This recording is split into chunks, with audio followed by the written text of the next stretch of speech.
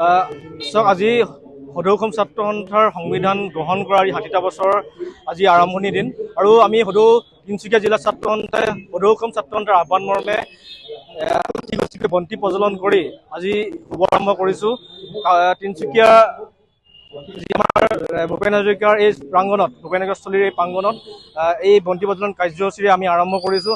আমি এটা গৌৰৱ অনুভৱ কৰিছোঁ, আমি এই ঐতিহ্যমণ্ডিত এই সদৌ অসম ছাত্ৰ সন্থাৰ এগৰাকী কৰ্মী হিচাপে ইয়াত